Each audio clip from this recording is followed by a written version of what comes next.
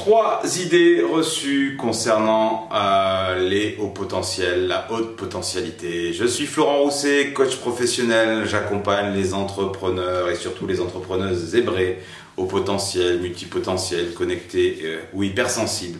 à faire avec et à faire au mieux avec toutes ces ressources et toutes ces potentialités qui t'habitent. Et là, j'ai envie de parler un peu du regard des autres, ce que les autres peuvent penser de ta haute potentialité. Récemment, j'ai fait une vidéo sur le faut-il ou pas dire aux autres dans son entourage personnel ou professionnel que l'on est au potentiel et comment ça peut changer la relation, le regard de l'autre, parce qu'il y a tout un tas de fantasmes, de représentations autour des hauts potentiels et je souhaiterais en clarifier ou en descendre quelques-uns comme ça. Tirer quelques balles et là je vais en tirer trois sur trois dimensions de la haute potentialité. Alors on pense souvent, on a dans l'idée des hauts potentiels, et moi le premier, avant que j'identifie ma haute potentialité, pour moi le surdoué c'était celui qui avait son bac à 12 ans ou à 14 ans, celui qui était à la fac à 18 ans, c'était Einstein, c'est un génie, c'est le pianiste surdoué ou le violoniste russe qui dès 4 ans arrive à jouer des concertos. Pour moi c'était ça, des génies des mathématiques, de la physique, de l'astrophysique ou des génies artistiques. Et d'être surdoué, c'était forcément quelqu'un qui était doué très très jeune dans une matière, dans une discipline et qui avait des résultats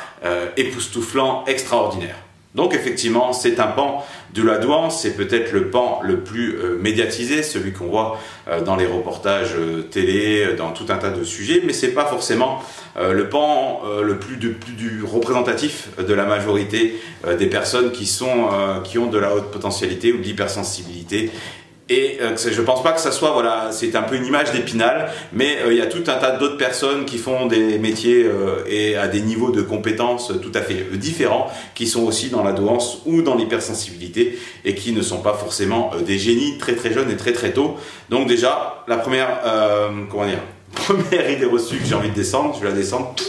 c'est cette idée que les hauts potentiels sont forcément tous des génies. Ce n'est pas vrai, voilà. Donc c'est la première idée reçue. La deuxième idée reçue, effectivement, c'est qu'ils ont vraiment de la chance car tout est facile pour eux. C'est facile que d'être au potentiel. On est vraiment chanceux quand on a toutes ces capacités, toutes ces compétences et que toutes ces choses-là, on est capable de les faire facilement. Voilà. Donc c'est la deuxième idée reçue que je souhaiterais descendre.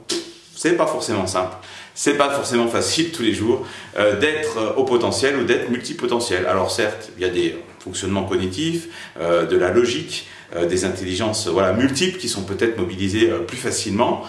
Mais parfois c'est difficile sur certains aspects, puis il faut canaliser toute cette énergie, cette créativité, ce cerveau qui mouline très vite, donc ça crée de l'affectif, ça crée de l'attention, ça crée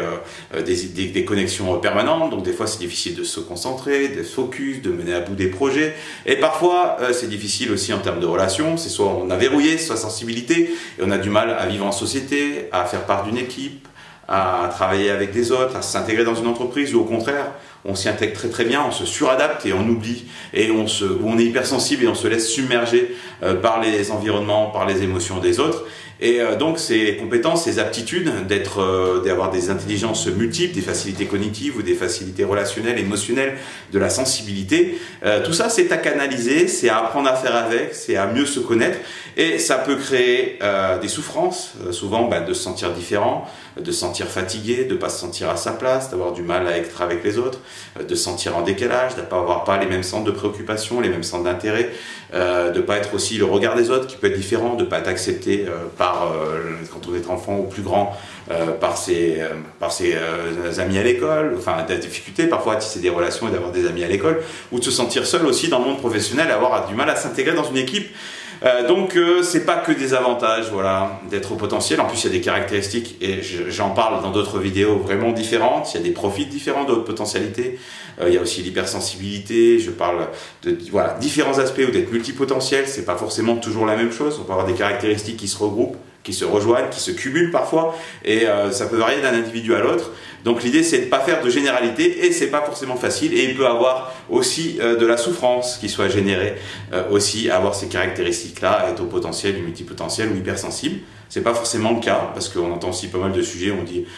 c'est maintenant être au potentiel, c'est pas facile, c'est générer de la souffrance, c'est de la frustration, etc. Oui, ça peut être le cas, mais ce n'est pas à faire des généralités, ça peut être aussi bien vécu et on peut l'apprivoiser comme une ressource et comme une singularité qu'on peut apprendre à apprivoiser et à utiliser vraiment comme un levier. Donc ça, c'est la deuxième idée reçue, c'est pas forcément une chance et c'est pas forcément toujours facile que d'être au potentiel ou avec d'autres caractéristiques. Et la troisième idée reçue,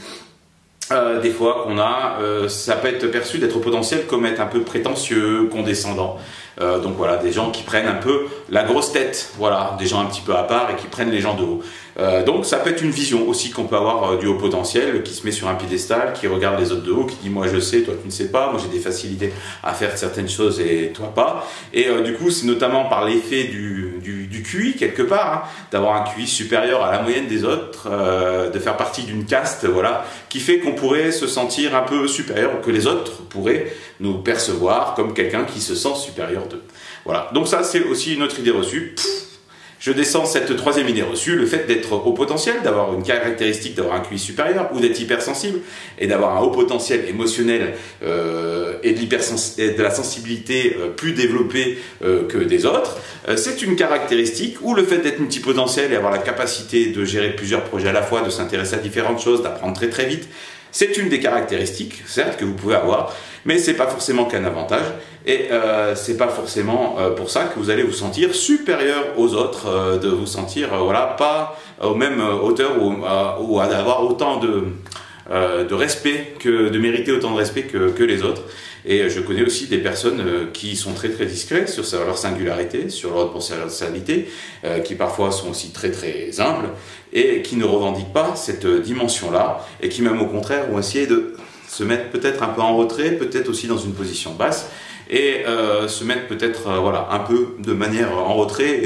et avoir un comportement davantage discret pour laisser plus de place aux autres. Voilà les trois idées reçues que je voulais aborder avec vous concernant la haute potentialité, en espérant pour les non hauts potentiels ou autres et qui en ont peut-être dans leur entourage personnel ou professionnel, que ça vous aura permis d'apporter un autre regard, et puis pour vous peut-être femmes et hommes entrepreneurs et entrepreneuses, d'apporter aussi un nouveau regard sur vous et de vous interroger sur votre voilà, singularité et sur le fait du regard que peuvent porter les autres sur vous et le fait d'en faire part ou non dans votre entourage. Vous connaissez le rituel, si vous aimez cette vidéo, je vous invite à cliquer sur j'aime, à la partager largement à d'autres personnes que ça pourrait intéresser, à vous abonner à cette chaîne YouTube si ce n'est déjà fait, et à regarder dans le descriptif de cette vidéo pour rejoindre la communauté Liberté Potentielle et le cas échéant, prendre un rendez-vous avec moi si vous souhaitez aborder le cas de votre haute potentialité, de votre multipotentialité, votre hypersensibilité. Voilà, pour voir comment on peut le mettre au service de votre projet professionnel, de votre entreprise, pour l'aider à